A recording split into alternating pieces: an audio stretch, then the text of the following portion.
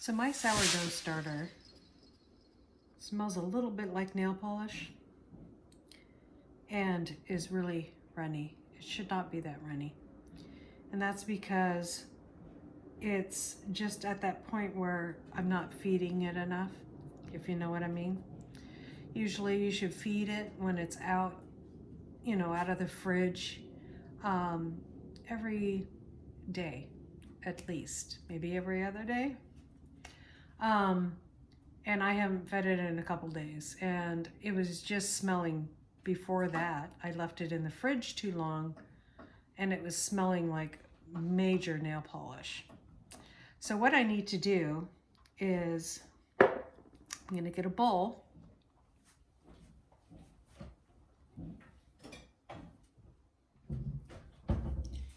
Put it on my trusty scale. So just a regular bowl. And I'm gonna zero out my scale. And I'm gonna do a 2-to-1 ratio to fix this starter.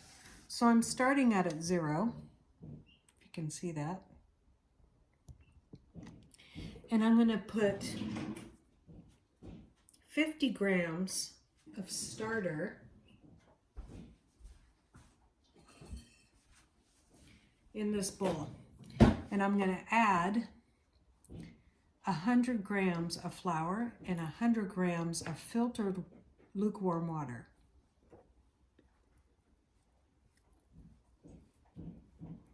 Not happy starter. Does still have its bubbles. So that's 60. So we're going to cut it back because this is not healthy. It's made me a lot of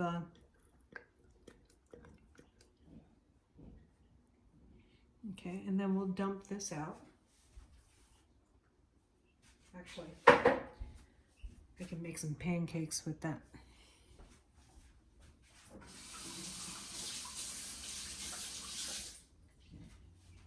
And then to this, we're going to add 100 grams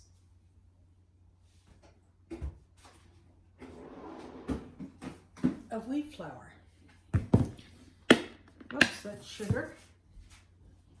That wasn't in its usual spot. So 100 grams of wheat flour. Okay. So it's a total 150.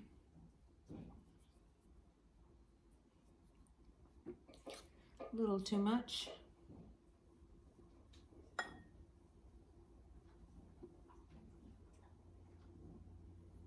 Okay. Now we're going to get filtered water, room temperature, so I'm going to put it in the microwave for get our filtered water from the fridge.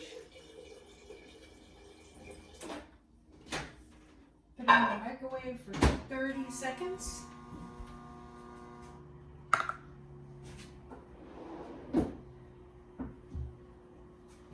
And this has worked for me in the past. And then I'll feed it tomorrow again, but I'll feed it in the morning. And then I should be able to use it to make bread that evening. So tomorrow evening.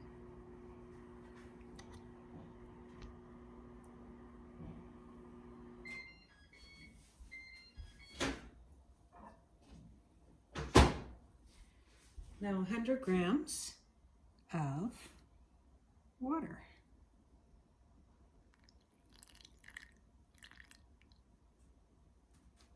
So that's going to be 250. Most of the time I scratch it each time, but so then I take it off, mix it all together.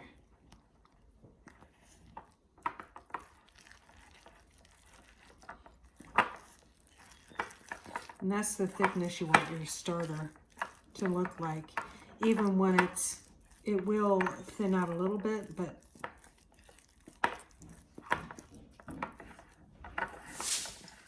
Put it in the microwave after this. I'm going to mix it really good.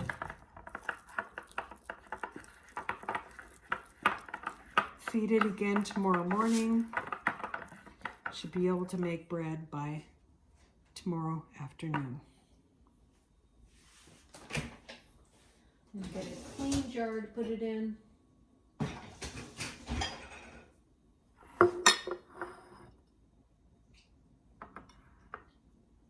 Actually, I need this kind of jar.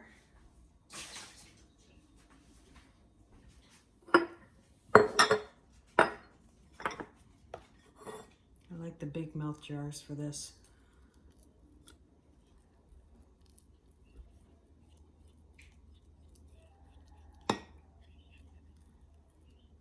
There we go. That's how you fix overripe starter. It's worked for me every time, but I can't, you know, this is my first year making sourdough bread, so hopefully it continues to work for me when that happens. So here we go, thumbs up. We'll see if it rises. I'll let you guys see if it rises really good for us. And that's when you, and if the smell has changed back to a normal sourdough smell. And if so, then we'll get up the next morning as early as possible, maybe even before we go take care of the chickens. We'll feed it again, and we'll feed it that same ratio. Might go a little further than that. Maybe we'll just do 1-to-1 tomorrow. If it smells really good, just because I want to make bread tomorrow. I can do that with a 2-to-1 ratio, but doesn't need to be all the time. It's a lot of flour after a while. So we like to conserve our flour. All right, see you when this is nice and bubbly. Right, it's starting to rise. We're getting some nice bubbles in there. Let's see how it smells. So much.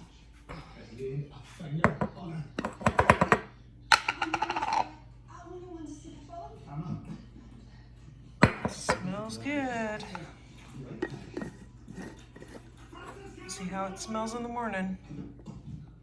There we go, it's doubled in size. If I was to make bread, it'd be ready to go. Still pretty thick, nice. Let's see what it smells like.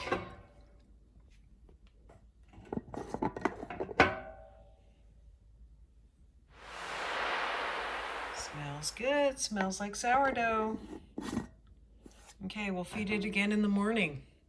That makes me happy.